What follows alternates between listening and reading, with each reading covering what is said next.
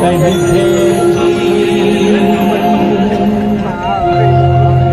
9 महीना तक अपन गोद में रख के शिशु के पालन पोषण करना ये कोई सामान्य चीज नहीं है। अभी 2 किलो के पत्थर कोई मर्द जात के पेट में बांध देते तो 1 हफ्ता नहीं रह सकते, 1 हफ्ता नहीं रह सकते। लेकिन 9 महीना तक एक शिशु के पालन पोषण करना और जब लड़का के जन्म होते तो कैसे ना हमारे बुजुर्ग सियाम के महतारी के नवा जन्म हो। तो ये बात हमें लिखे कि 9 महीना ले कोख में रख के को जोखिम सही थे जी।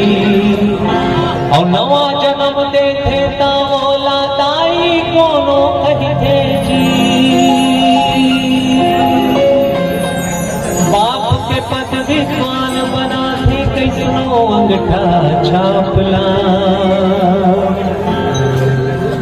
बाप के पद विद्वान बना थे कैसनो अंगठा छापला।